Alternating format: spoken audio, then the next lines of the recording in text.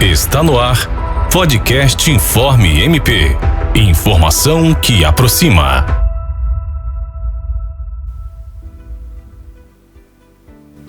Bom dia, está no ar o programa, o podcast Informe MP, a informação que aproxima. Esse podcast é promovido pelo Centro de Estudo e Aperfeiçoamento Funcional e é coordenado pela Procuradora de Justiça, doutora Socorro Milhomem. Eu sou o Weber Penafor, promotor de Justiça e coordenador do Centro de Apoio Operacional da Saúde.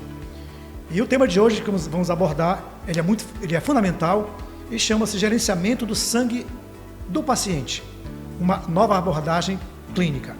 E para essa conversa, estamos recebendo a doutora Ellen Bittencourt, do Hemoap. Ela é biomédica e diretora técnica do Hemoap, que é mestre de hemoterapia e medicina transfusional pela Faculdade de Medicina Ribeirão Preto. Bom dia, doutora Ellen, bom dia. Bom dia, gostaria de agradecer o convite do Ministério Público, em nome do doutor Weber e do doutor Panfilho aqui para falar dessa nova abordagem que é de suma importância para a nossa população. E também estamos recebendo o doutor Carlos Eduardo Panfilho. Ele é doutor em ciência pela Unifesp, mestre em reabilitação pela Unifesp e graduado em fisioterapia pela Universidade de Formação, Educação e Cultura do ABC. Doutor Panfilho, seja muito bem-vindo. Muito obrigado pelo convite, doutor Weber, em nome do Ministério Público e também representando aqui o grupo PBM Unifesp, lá da Escola Paulista de Medicina da Unifesp. Muito bem. Para situar nossos telespectadores, o Amapá passa por uma transformação muito importante na questão das cirurgias. E, em termos de cirurgia, o principal problema que enfrentamos é com o sangue humano, o sangue do paciente. E então temos uma novidade no ar, né, que é o PBM, o Programa de Gerenciamento do Sangue do Paciente, que é uma nova tecnologia que está sendo implantada no país, no Ministério da Saúde, com a assessoria da Unifesp, da qual o doutor Panfilho faz parte da equipe. E em Macapá, o Hemoap é o principal implicado, né, com esse tema.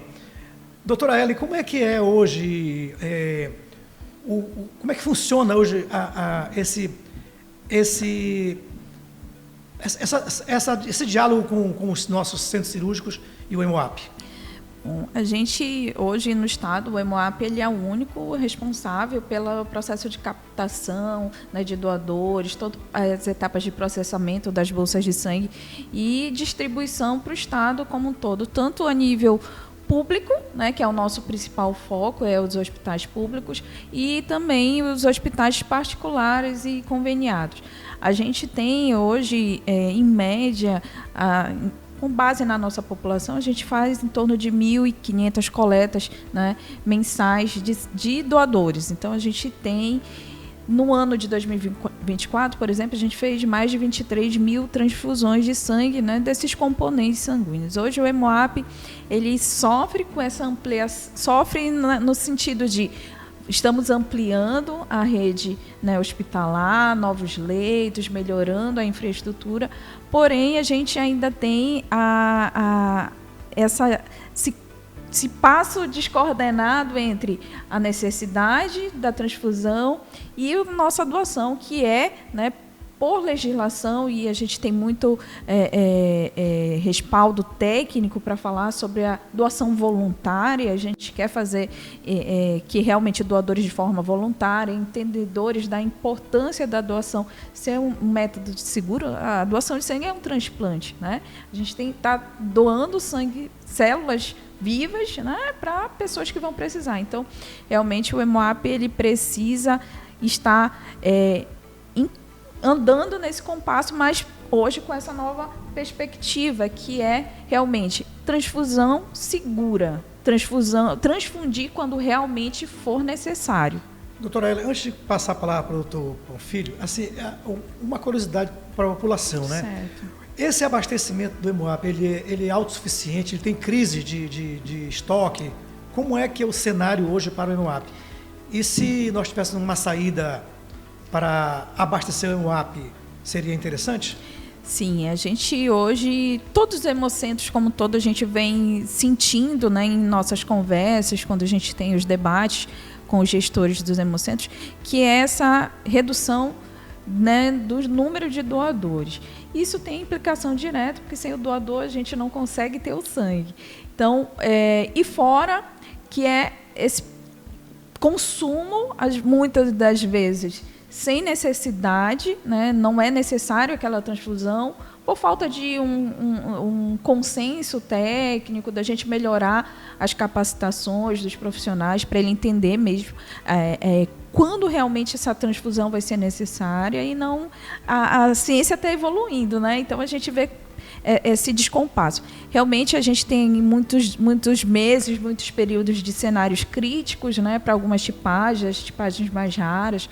Hoje, por exemplo, pela manhã a gente estava conversando e chamando doadores para a tipagem O positivo, que é a mais comum na nossa região. Então, se é a mais comum, tem mais saída. O negativo, que ainda tem aquela ciência de fazer a transfusão de emergência, né, com essa tipagem.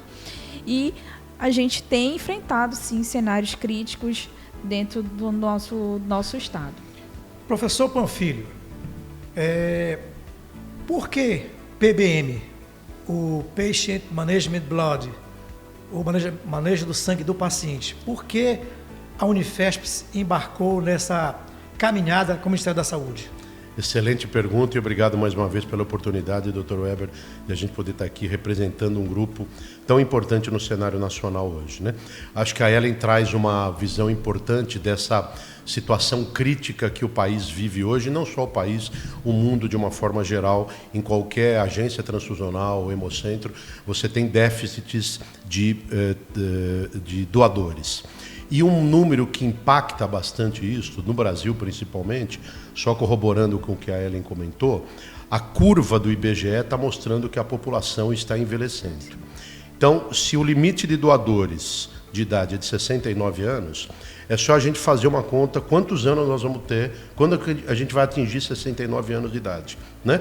Nós aqui um pouco mais jovens, imagine a população de forma geral. Então, existem estudos já mostrando, com análises bioestatísticas bem robustas, que nós estamos vivendo, já pegamos uma passagem para este avião que vai ser um colapso. Qual é o colapso? Entre doadores e estoques de sangue. Então, hoje nós estamos vivendo um déficit de estoques, como a Ellen bem colocou. E nós vamos ter, lá para frente, um déficit de doadores. Ponto.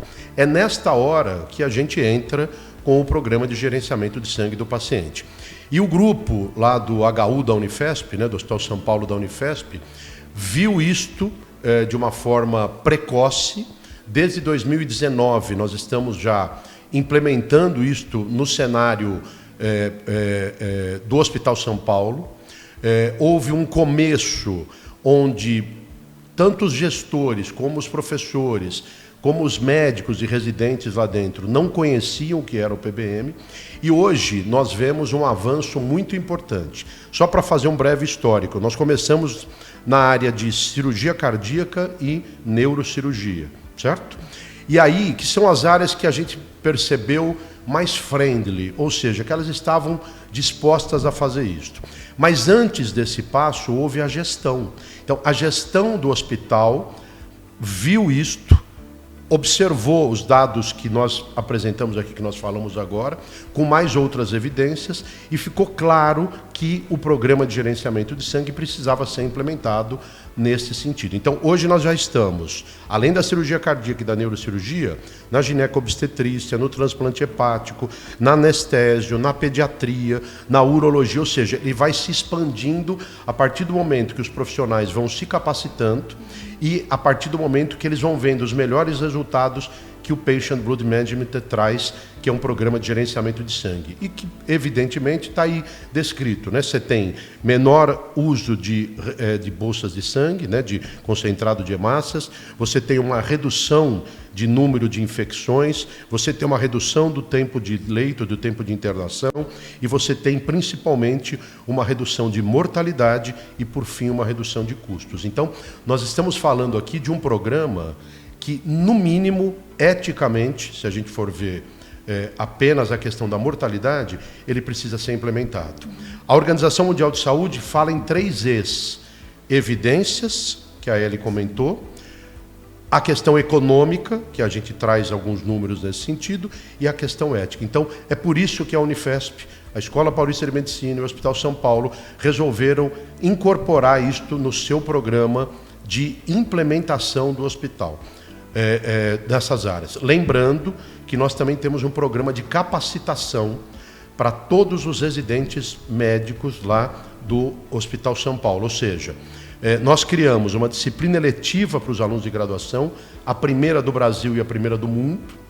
Criamos um programa de capacitação para os residentes, que é obrigatório para o programa de residência lá da Unifesp. Nós não sabíamos também que estávamos criando o primeiro do Brasil e do mundo, e quem validou tudo isso foi a Organização Mundial de Saúde como modelo de capacitação, de implementação e de criação de protocolos para a realidade brasileira. Então, este é o cenário hoje lá que o Hospital São Paulo vive com o programa de gerenciamento de sangue, com o apoio da gestão, da SPDM, que é a gestora do Hospital São Paulo, com o apoio da direção clínica, da direção técnica e de todos os médicos e todos os residentes também envolvidos nesse programa. Realmente é um programa de sucesso que a gente tem orgulho de falar dele e os números estão mostrando isso. Muito bem, doutor Panfilho, muito boa sua explicação. Doutora Ellen, como é que vocês lidam com os resíduos, com as bolsas de sangue que não são utilizadas? Vocês observam lá no dia a dia, lá do Hemoap, o desperdício e tem uma ideia do montante disso, um percentual de desperdício? E também o custo para se produzir uma bolsa de sangue hoje. Seria interessante ter uma ideia desses valores e poder comparar mais na frente com o doutor Panfilho o benefício da implantação do PBM. Sim, hoje a gente tem ali, o sangue ele tem uma validade, né? Ele é perecível, a hemácia ela tem nos produtos que a gente faz a aquisição, né, do tipo de bolsa, a gente tem a validade ali de em torno de 42 dias, a plaqueta, que é o hemocomponente mais tem a validade mais curta, que é de apenas 5 dias, e o plasma, que é de 1 ano, porque ele fica congelado. E a gente também já está nessa conversa com a Hemobras para reduzir esse desperdício, né, que é fornecer o plasma para a produção de outros componentes, que são os hemoderivados, né, que aí já tem um processo mais um processo através da fábrica, que é a Hemobras, que está ativada, né, votou essa parceria com o Ministério da Saúde, e a gente já está caminhando também para o estado do Amapá ser o estado fornecedor de plasma, a gente reduzir o quanto mais, né, esse desperdício, esse descarte.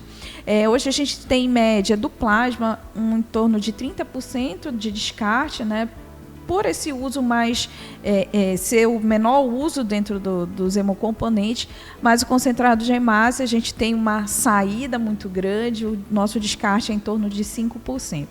Uma bolsa, a gente fala pelo todo o processo, todo o cuidado, né, que o sangue não tem valor, a gente não consegue contabilizar quanto que é aquele sangue, que às vezes para um RN é 30 ml que ele precisa, né, o doador ele vai doar 450 ml em torno, então a gente não consegue contabilizar sangue. Então, assim, todos os insumos que são em torno, no estado, hoje a gente tem em média de 700 a 800 reais uma bolsa de sangue para o estado, né? Incluindo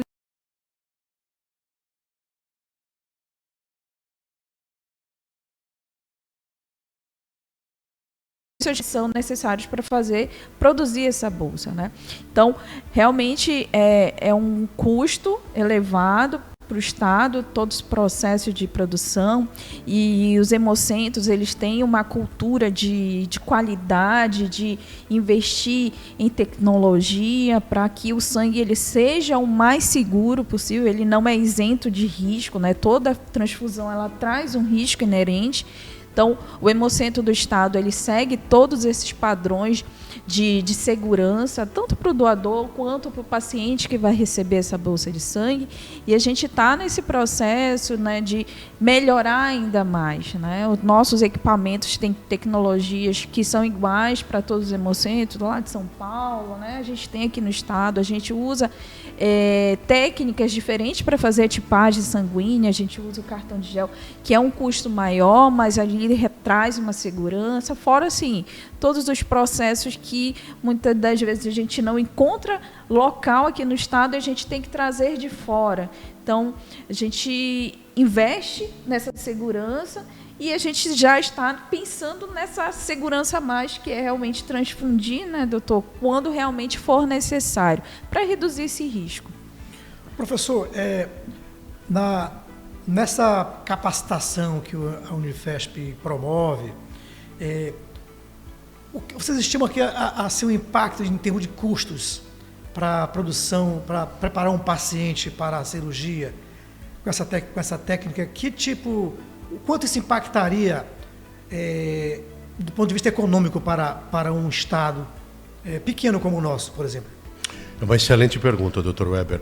Lembrando que o PBM ele está dividido em 3 pilares, né?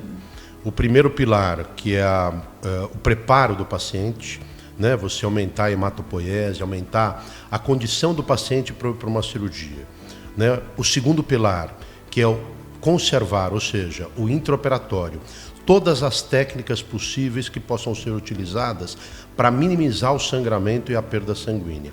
E o terceiro pilar, que é manter o paciente nos seus níveis fisiológicos de anemia e de tolerância à anemia.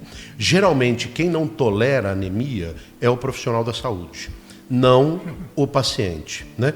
Então, é importante a gente entender que, ao preparar um paciente no primeiro pilar, você diminui a mortalidade. A conservar esse paciente, a diminuir o sangramento e a perda sanguínea no intraoperatório, você melhora a mortalidade. E o terceiro pilar, a hora que você conserva a anemia e os níveis fisiológicos, você tem melhores resultados. Ponto.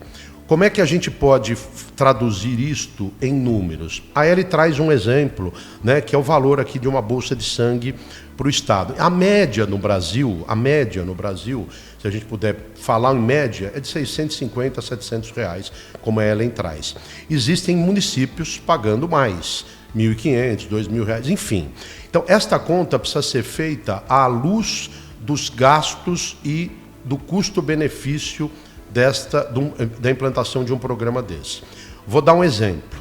Se você tem um paciente para ir para uma cirurgia cardíaca que está com 7 de hemoglobina e você precisa melhorar esse paciente para que ele possa não precisar, talvez, de uma transfusão de sangue no intraoperatório, no pós-operatório, você prepara o paciente na cirurgia eletiva, você pode medicar esse paciente, vai desde suporte nutricional até elementos que nós temos aí no mercado, fármacos que tem no mercado, para melhorar o aporte sanguíneo, a produção de células sanguíneas, enfim. Você eleva o nível de hemoglobina, de hematócrito, a condição hematológica desse indivíduo e fisiológica fica melhor. Ele vai para uma cirurgia correndo menos risco de precisar receber uma transfusão de sangue, no intra e no pós-operatório. Então, só aí a gente tem uma ideia de quanto isso economiza. Vou dar um exemplo prático em transfusão de sangue em transplante hepático. O transplante hepático é uma cirurgia que necessita de muito sangue. Lá nos Estados Unidos, eles usam assim, sangue a rodo para isso. Aqui no Brasil, se você for ver uma média, um transplante hepático custa, você usa em média de 5 a 10 bolsas. Com a implementação de um programa de gerenciamento de sangue, lá no Hospital São Paulo, por exemplo, nós já fizemos 10 transplantes hepáticos sem usar nenhuma bolsa de sangue. Porque você cumpre o protocolo no primeiro pilar, prepara o paciente, faz uma hemostasia importante no intraoperatório, as mãos habilidosas de um cirurgião, o anestesiologista trabalhando com tudo isso de uma forma parceira junto com o cirurgião. E no terceiro pilar, você tolera a anemia desse indivíduo. Então, em termos de custos, para o senhor ter uma ideia, né, se o senhor vai, digamos que a bolsa custe R$1.000, você está economizando, no mínimo, numa cirurgia, R$10.000 num transplante hepático. Claro que precisa analisar cirurgia por cirurgia, hospital por hospital dos custos e estado por estado para fazer isso. Mas, para o senhor ter uma ideia, este é o cálculo que é feito. Nós temos, inclusive, uma calculadora que está lá no nosso site. Se você acessar pbm.unifesp.br, você desce lá e vai ver calculadora MCP, que é a calculadora do período perioperatório. O gestor ou o médico, etc., pode colocar lá os dados e verificar quanto custa uma cirurgia, preparar um paciente com um programa de gerenciamento de sangue e quanto custa não preparar um paciente. Em média, a economia é de 32% a 40%. Você tem um maior índice de rotatividade de leito, ou seja, o paciente fica menos tempo internado, usa menos remédio, menos infecção e você tem mais chance de fazer novas cirurgias. É meio que óbvio e antiético, como eu falei no início, não fazer um programa de gerenciamento desse hoje, pensando em recursos públicos, pensando em melhora do paciente, em segurança do paciente, ou seja, é um programa que traz todos esses benefícios de forma geral. Muito bom. Vamos para um intervalo e voltamos daqui a pouquinho. Nos aguarde. Podcast Informe MP. Informação que aproxima. No Amapá, a vida começa cedo, com trabalho, com sonhos e às vezes com obstáculos. Quando o atendimento falha, a escola para, ou a natureza pede socorro, é a vida de todos que fica em suspenso. É nesse momento que começa a atuação estratégica do Ministério Público, muitas vezes silenciosa, mas sempre firme. O MP investiga, ouve, constrói caminhos, firma compromissos, exige providências. Não executa, mas acompanha cada passo, fiscaliza e atua. E então, o que parecia distante, acontece. A Escola Cândido Portinari voltou. O Hospital de Porto Grande é realidade. Crime ambiental agora tem radar. O direito é cobrado e tem que ser garantido. Esse é o papel do Ministério Público. Transformar a realidade com ações concretas. Ministério Público do Amapá. Nosso compromisso, seu resultado. RTV MP, a Rádio e TV Web do Ministério Público do Amapá. Programação ao vivo toda segunda, quarta e sexta, às 10h30 da manhã. Podcasts com os principais debates da sociedade e as atualizações do mundo jurídico. Nosso jornal traz os acontecimentos de interesse público da atividade ministerial. Acompanhe nossa programação online em nosso site ou YouTube pelo @canal MPAP. RTV MP, a Rádio e TV Web do Ministério Público do Amapá.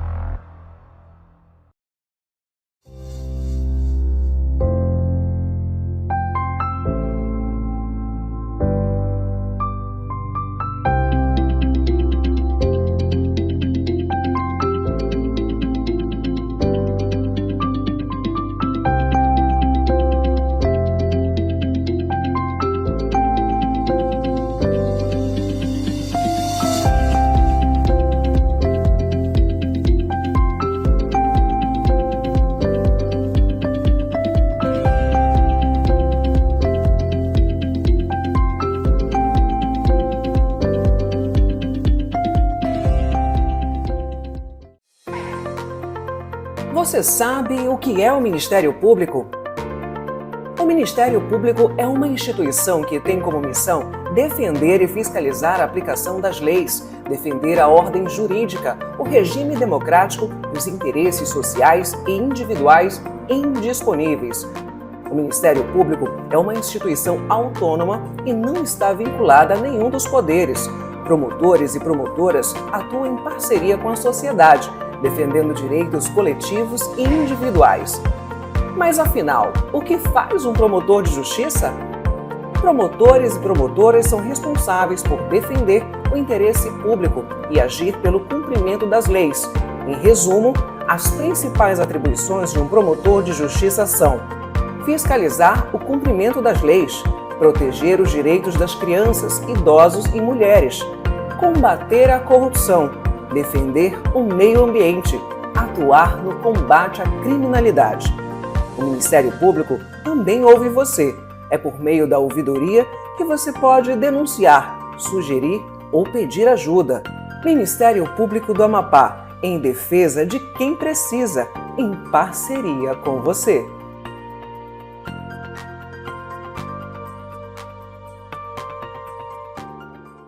Podcast Informe MP. Informação que aproxima. Estamos de volta com o podcast Informe MP, a informação que aproxima. Hoje falando sobre o gerenciamento de sangue do paciente, uma nova abordagem da prática clínica. Neste segundo bloco, vamos tratar sobre a estrutura da saúde do estado do Amapá, com o professor Carlos Eduardo Panfilho, que segue nesse bloco. E agora conosco está o secretário Rinaldo Martins, que é secretário adjunto da CESA para assistência hospitalar. Seja bem-vindo, secretário. Bom dia, muito obrigado pela oportunidade de estar aqui. É um prazer ter conhecido o professor Carlos Eduardo aqui. Muito obrigado, doutor Weber, pela oportunidade. E ressaltar a importância desse tema e daquilo que você sempre propõe, né, discutir saúde pública, e parabenizar a sua atuação e a do Ministério Público nesse sentido de buscar sempre a segurança do paciente e que o serviço seja realmente efetivado. Então, parabéns. Isso, secretário. Inclusive, como tratado anteriormente, essa técnica que a Unifesp está difundindo no país, junto com o Ministério da Saúde, e que vai chegar aqui no estado do Amapá com a sua interferência, lógico, ela não só melhora a qualidade de vida do paciente, pelo que foi dito há pouco aqui, mas também implica nos custos de uma cirurgia. E nós no Amapá vivemos um problema com leito cirúrgico, né? Perfeito. Nós temos aí uma quantidade mínima de leito cirúrgico para 800 mil habitantes, professor.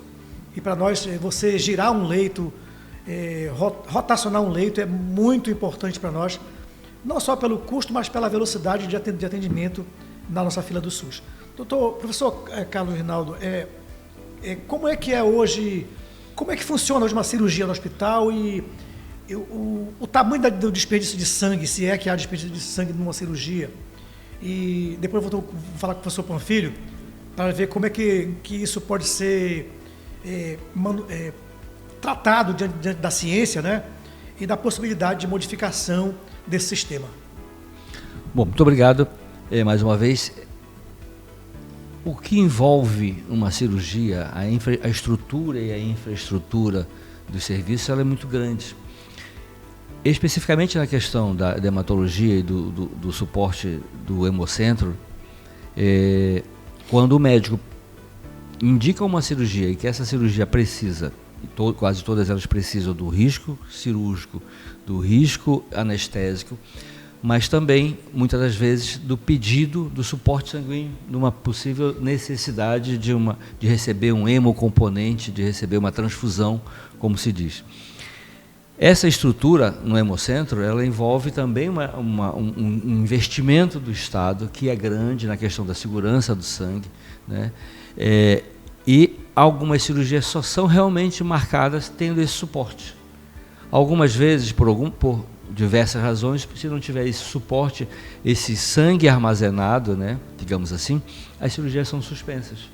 E aí eu queria, logo depois que o doutor Carlos Eduardo for falar, vou colocar uma pergunta, uma apimentada, que eu escuto dos hematologistas, de vários hematologistas, já escutei, de que em torno de 60% das indicações da utilização do sangue, digamos assim, o paciente recebeu o sangue, não se faz mais sangue, antigamente se fazia sangue total. Hoje usa o hemocomponente. O paciente precisa de hemácia e recebe papa de hemácia. Precisa de leucócito, recebe leucócito, de plasma, recebe plasma, que são os diversos componentes do sangue. Mas vamos tratar como sangue total, como a gente sempre utilizou. Então, alguns hematologistas dizem que 60% do que é indicado seria desnecessário e que poderia ter uma alternativa a isso. É nessa lógica, por isso que eu lhe perguntei ainda há pouco, professor Carlos, que eu lhe pergunto isso. Realmente ainda existe isso, né, de que um percentual grande, de 50% a 60% do que é indicado de sangue de hemoterapia, os hematologistas dizem que seria desnecessário, que poderia ter uma alternativa a isso e que é mais seguro. E a outra pergunta, eu sou enfermeiro e já fui fiscal de vigilância sanitária, fiz uma capacitação para junto com a Elisete Paraguaçu, inclusive, que você conhece, fizemos uma capacitação para fiscalizar os hemocentros e agências transfusionais. E a gente já dizia para todo mundo, não existe sangue 100% seguro, em que pese toda a estrutura que tem o nosso hemocentro para dar segurança ao paciente desse sangue. Então são duas questões aí que bem boas do senhor, eu sei que o senhor vai deslanchar, mas faz parte desse debate, né, dentro dos hospitais e até na academia, inclusive. E aí, professor, para apimentar mais as perguntas do Rinaldo, nós tínhamos em dezembro do ano passado uma demanda de 5.000 cirurgias eletivas para serem feitas, 5.000 cirurgias, a maioria ortopédicas, e fizemos até julho. Eu acho que deve ter esgotado já o estoque de 5.000, já está na livre demanda praticamente. Então nós vamos colocar por alto 5.000 cirurgias nesse semestre. Aí a conta que o Rinaldo me fez, se cada um paciente desse perder 60% de bolsa de sangue, você imagina o prejuízo que levamos e o que é pior, o tempo que perdemos para cuidar desse paciente no pós-operatório. Qual é a sua avaliação sobre esse cenário, né? Me permita lhe dar um número mais atual, Dr. Weber. Nós fazíamos em torno de 150 cirurgias mês em novembro do ano passado. Implementamos o zero a fila, né, que tem para essa demanda reprimida que o Ministério Público sempre nos cobrava, né, claro. E aí hoje fizemos já 6.005 cirurgias até final de setembro. Em julho, 815 cirurgias no mês. Fazíamos 200. Então, a sua pergunta é pertinente, né? O volume de sangue, são cirurgias gerais, ortopédicas, urológicas, oncológicas, que com certeza precisavam, deve ter tido o pedido do suporte de sangue. Inclusive, tem outra coisa, existe uma orientação de que assim, o estoque sempre está baixo, quase sempre está baixo. Então não era melhor, se todo mundo que vai operar, todo mundo vai lá repor sangue, né, para ter um estoque. Até o médico faz isso, tem médico que tem a conduta individual, dizer, se o Rinaldo vai operar de hérnia, que em geral não precisa do sangue, ele já solicita e a família vai lá e faz um depósito para manter o depósito alto também dentro do hemocentro. Então, são três coisas aí que é para o senhor... Então, professor, agora a pimenta veio para o meu lado, é isso? Eu gosto de pimenta, vamos ver se eu consigo comer ela com farinha um pouquinho para amenizar a batida aí. Olha, excelentes colocações e, mais uma vez, agradecer o convite da promotoria, da Secretaria de Estado e do Governo do Estado do Amapá de poder estar aqui para poder discutir um assunto absolutamente atual, moderno, e já aproveito para dizer que vocês estão no caminho certo. Os números mostram isso nesse sentido, a experiência do Rinaldo aqui diz claramente o que é a questão do gerenciamento de sangue do paciente. Eu vou começar de trás para frente, né, da questão, dessa questão do número de cirurgias. Se você hoje traz para um cenário onde você precisa do hemocomponente para poder fazer essa cirurgia, o Brasil tem hoje 1,5 milhão de cirurgias paradas pelo SUS, né? Com mais ou menos 16% a 20% dessas cirurgias por falta de reserva de sangue. Então isso mostra que é um produto finito e que a gente não consegue repor, como o Rinaldo colocou, se deveria, quem vai fazer cirurgia tem que ir lá doar para poder fazer isso. Então isso é importante, porque as pessoas estão diminuindo as suas doações. Aquele impacto que a gente tinha de social, olha, doe sangue, salve vidas, está mudando um pouquinho essa concepção do Brasil, principalmente depois da Covid. Não só no Brasil, como no mundo. Tem artigos já científicos publicados mostrando que tem pessoas que não querem receber transfusão de sangue de pessoas que foram vacinadas pela Covid. Só para você ter uma ideia como é que esse assunto permeia. Então, a questão dos números de cirurgia, vocês estão de parabéns por tentarem zerar isso é muito importante. Número 2, a questão dos hematologistas e hemoterapeutas sobre os 60%. Está correto, e eu vou fazer como você fez com o Dr. Weber. Vou atualizar esse número. A Joint Commission, que é a maior certificadora hospitalar do mundo, colocou no seu padrão ouro o PBM, o Patient Blood Management, como certificação de padrão ouro. Correto? Ok. No Brasil, nós temos mais ou menos 7.600 e poucos hospitais, acho que 60 ou 70 hospitais apenas têm Joint Commission. Eles publicaram um artigo científico em 2023, janeiro de 2023, numa pesquisa com os 15 melhores hospitais americanos que eles avaliaram. E eles fizeram uma análise de todo o prontuário do paciente, quanto foi usado de medicação, quanto tempo de internação, tudo isto. Então o número não é 60%. Hoje, segundo a Joint Commission, que é a maior certificadora, o número é de 86,48% das transfusões de sangue são desnecessárias ou inadequadas. 86,5% do que nós estamos falando. Então, nós estamos diante de um cenário absolutamente compatível com o desperdício de um recurso que é finito. É mais ou menos o que a gente está fazendo com a água, pelo menos lá no Sudeste. Né? A gente não otimiza, a gente não racionaliza, porque o PBM traz isso, ele qualifica o uso da transfusão e racionaliza o uso dessas transfusões do sangue. Isso é muito importante. Então, esses são os números, esse é o cenário do que a gente vê diante do país hoje. Então, o que nós precisamos fazer? Tentar mudar este cenário com a implementação desse programa de gerenciamento, que é trabalhar no primeiro pilar, no segundo e no terceiro, como a gente vinha falado. Acho que é isso, né? São o número de cirurgias, o impacto da porcentagem de desperdício Sim. que é feito, e tinha mais e uma... O sangue é seguro. Ah, boa, é verdade. A primeira questão. O sangue, ele é seguro.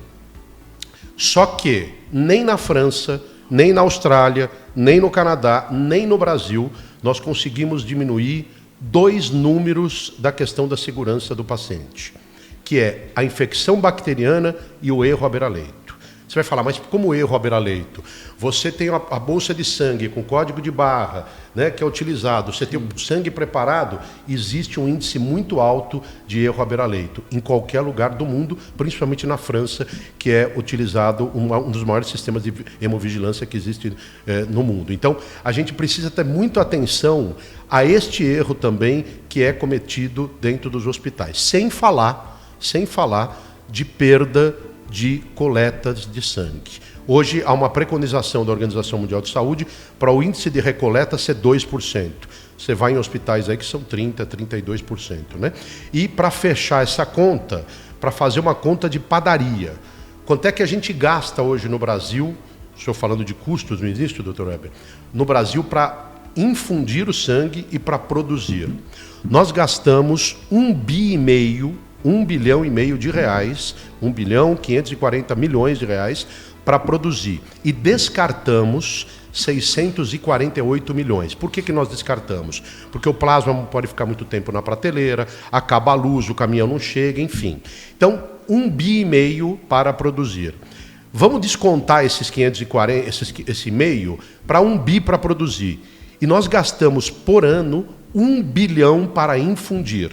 Então, acho que a conta é simples. 1 bilhão de reais para infundir, mais 1,5 bilhão, mais 1 bilhão para produzir, nós estamos jogando fora mais ou menos 90%, segundo a Joint Commission, de 2 bilhões de reais por ano no Brasil sobre o uso de hemocomponentes. Então, é um dinheiro que podia ser utilizado para outra forma se um programa desse fosse instalado. Mas o Ministério da Saúde, a Comissão de Sangue e Hemoderivados, está trabalhando nesse sentido para implementar isto em todo o Brasil. Então, lá na Unifesp, nós começamos num projeto piloto, que se tornou referência, como eu disse, tanto para o Ministério da Saúde como para a Organização Mundial de Saúde. Então, acho que eu respondi aí as 3 colocações nesse sentido. Acho que a pimenta deu para digerir. Sim, a pimenta é uma lagueta. Essa vai bem, essa foi boa. Os números impressionam, né?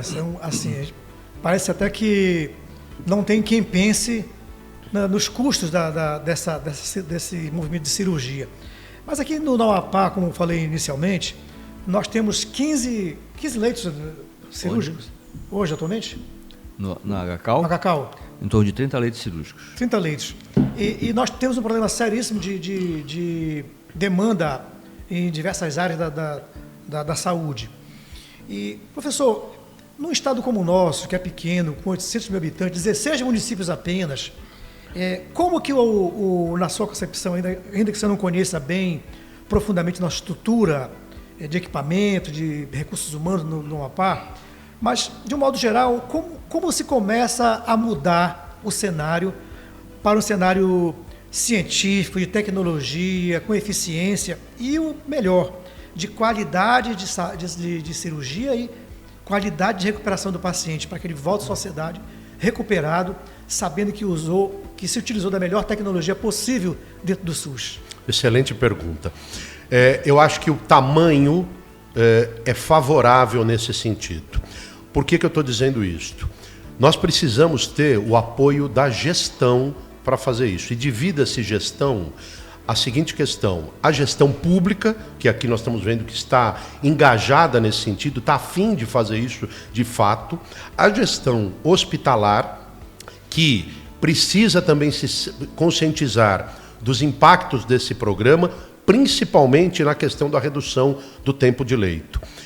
Nós temos visto que a redução do tempo de leito é, em média, de 18% a 28%. Ou seja, ao invés de um secretário de saúde gastar para aumentar o número de leitos, que é muito mais complexo, para se aumentar um leito, você pode investir, que é investimento baixo, no gerenciamento de sangue do paciente, com alguns fármacos, alguns exames, a máquina de recuperação intraoperatória de sangue, que ela pode ser locada, que é um elemento principal no segundo pilar do PBM, para otimizar essa rotatividade de leitos. Ou seja, qual é a sugestão prática nesse sentido e que nós estamos fazendo lá e que está dando um resultado fantástico, como eu falei, virou padrão da Organização Mundial de Saúde, foi reconhecida pela Organização Mundial de Saúde. Vocês começarem num hospital, em uma ou duas áreas cirúrgicas, aonde mais sangra? Será que é na neurocirurgia? Será que é na cirurgia cardíaca? Será que é na UTI que eu estou consumindo mais hemocomponentes? E claro, com todo o apoio do Hemocentro, né, do Hemoap, que é importante, que tem uma equipe fantástica de profissionais, as conheço e posso falar isso, estão empenhadas em fazer isso. Então, dá voz ao Hemocentro, para que o Hemocentro possa fazer seu motor, o rotor do programa da implementação, e escolher dentro de um hospital piloto, usar um hospital piloto, para que uma ou duas áreas cirúrgicas possam estar envolvidas nisso. Pode apostar, a hora que o profissional da saúde ver que o paciente do lado da outra clínica cirúrgica está ficando menos tempo no leito, está gastando menos remédio, está indo embora para casa mais cedo, ele vai querer saber o que é que está sendo feito com aquele paciente. E é a implantação de um programa de gerenciamento de sangue que trabalha nesse sentido, reproduzindo aqui as palavras da diretora clínica do Hospital São Paulo. Abre aspas.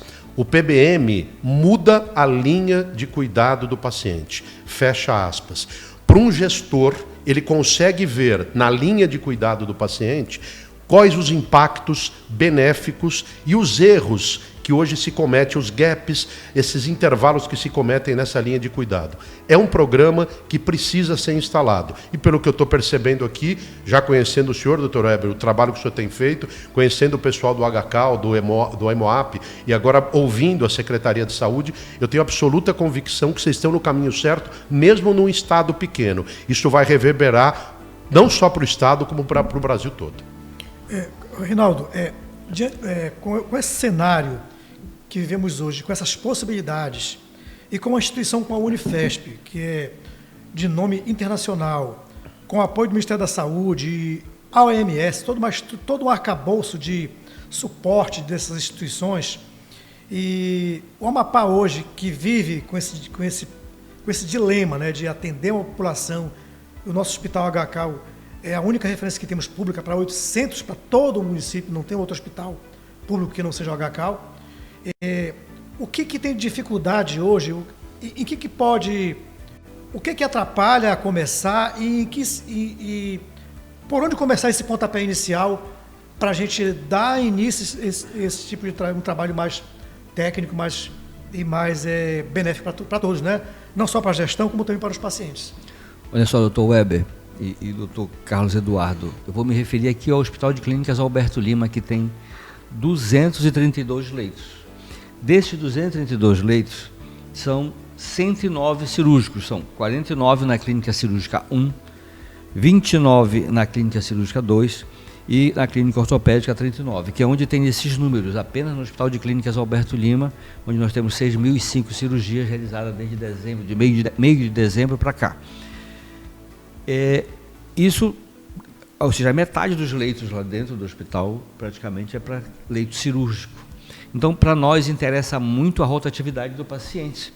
Não é? Nós temos esse número aqui porque nós temos uma gestão de leito muito boa e que faz o paciente operar hoje, sair daqui a 2 dias, dependendo de cada um, lógico, é uma avaliação médica isso, e o paciente pode sair 24 horas, 48 horas, no máximo 3 dias, e está saindo do hospital já de alta. E essa questão da segurança, né, que o PBM nos dá, ele faz com que haja uma rotatividade, mas eu vejo que um dos objetivos é esse.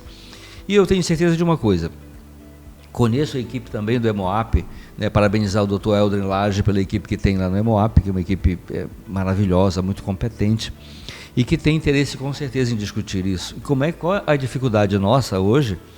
Eu imagino que seja sensibilizar a equipe para isso, porque a cultura nossa é de precisar do sangue, não é? É de ter o depósito, mesmo na cirurgia que não há necessidade.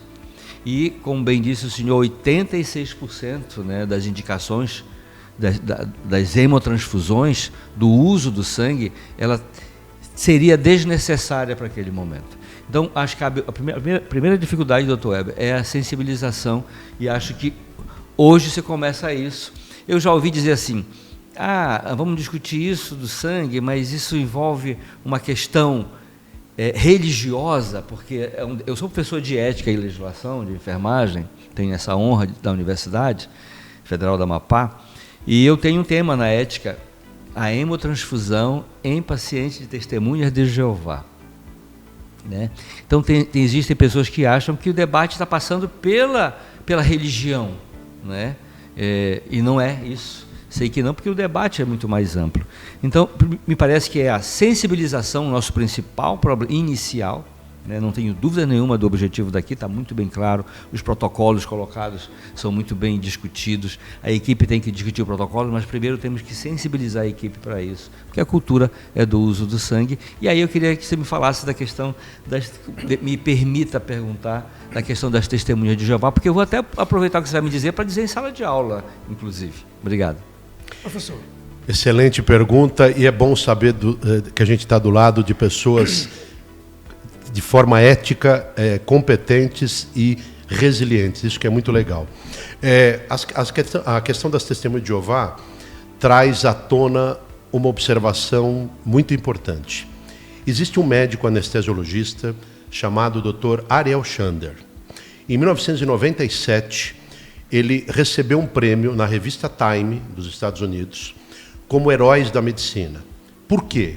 Ele recebeu um paciente, testemunho de Jeová, com 1,7 de hemoglobina, que não queria receber sangue. Ponto final, né? Eles têm lá o cartão de diretrizes antecipadas, né, que documenta tudo isso e tudo mais. Este médico, em 1997, não sabia como fazer.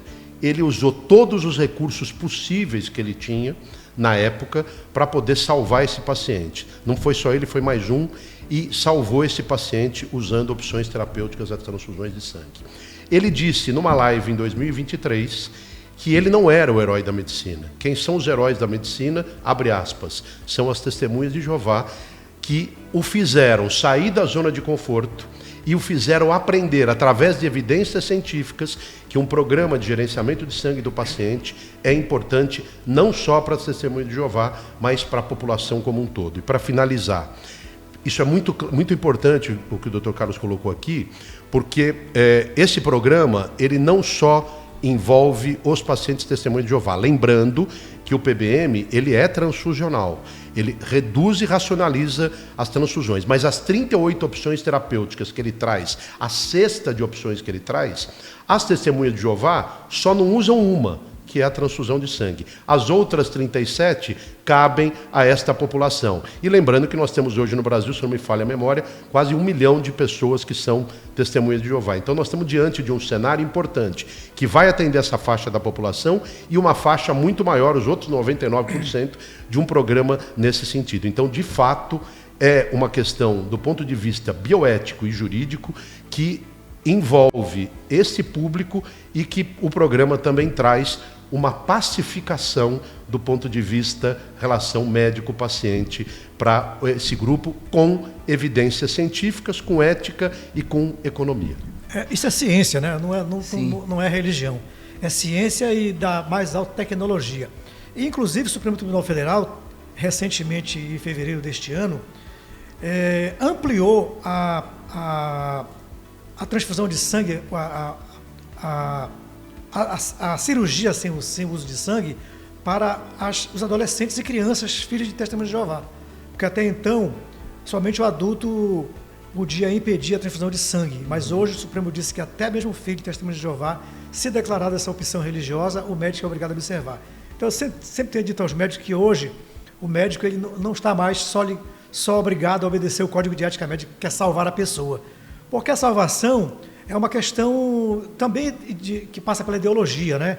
E pela religiosidade. Você coloca o sangue numa pessoa que não admite um corpo externo no seu próprio corpo, e isso deve ser respeitado segundo a nossa Constituição Federal. Algo pacificado, os médicos que estão nos ouvindo nesse podcast podem ficar tranquilos. Quando tiver um testemunho de Jeová com a sua carteira identificada, não precisa se preocupar com morte ou com vida. O que eles querem é um tratamento adequado, um tratamento humanizado. E o resultado é Deus quem sabe o que vai ser reservado para cada paciente testemunho de Jeová. E para nós, ou para outras pessoas que não são testemunhos de Jeová, fica uma tecnologia sofisticada, que trata melhor, que recupera melhor, e exatamente tudo que o SUS preconiza. Como estamos no avançar da hora, né?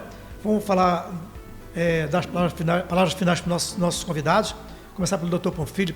Foi uma honra tê-lo aqui no nosso estado, nesse evento de hoje, lá no HCAL. Espero que seja bem recebido e consiga convencer os nossos profissionais de que estamos diante de uma nova era. Muito obrigado mais uma vez, Dr. Weber, pelo convite, ao Dr. Carlos Rinaldo, representando hoje aqui a Secretaria de Estado da Saúde. E como ele falou, né, vocês estão no caminho certo. A primeira degrau dos 10 passos de implementação é a sensibilização.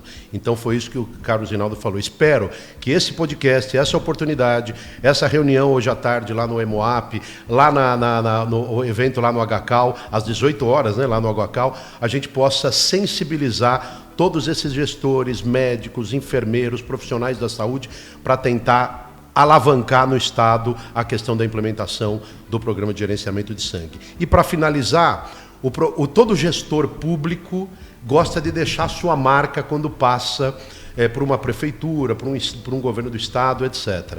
O PBM é uma grande oportunidade desse gestor deixar sua marca carimbada num programa de gerenciamento de sangue do paciente, que no português o PBM eu traria para PBM, paciente bem melhor, trazendo segurança do paciente, segurança no cuidado e aquilo que vocês estão fazendo aqui, se propondo. Meu muito obrigado mais uma vez pelo convite e pela oportunidade de representar aqui o grupo PBM-HU Unifesp.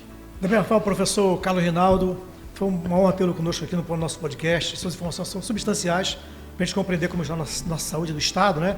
E deixar o microfone para a sua despedida. Fique à vontade.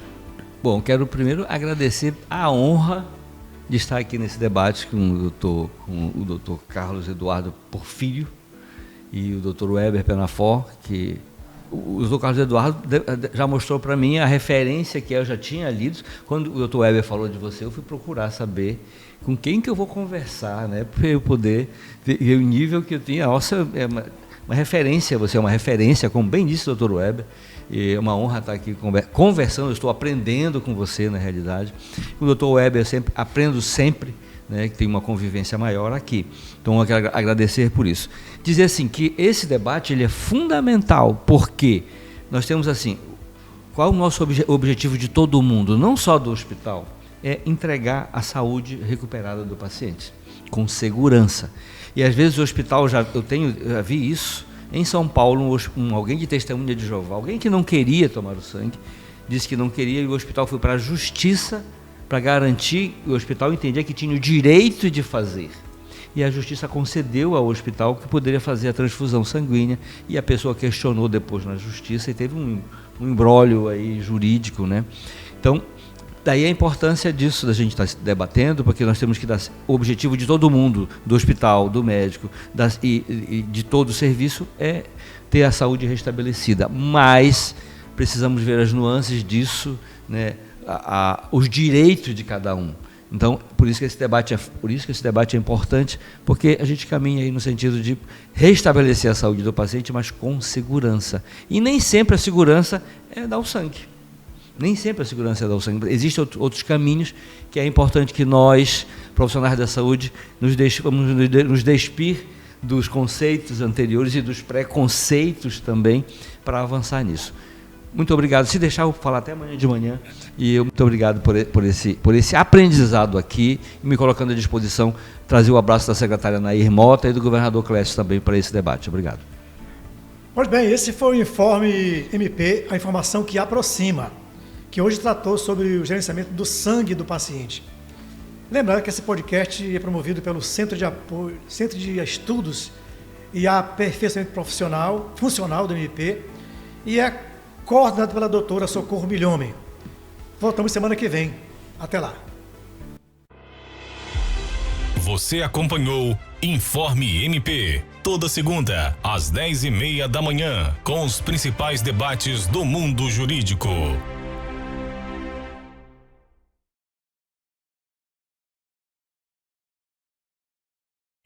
RTV MP, a Rádio TV Web do Ministério Público do Amapá. Programação ao vivo toda segunda, quarta e sexta, às 10h30 da manhã.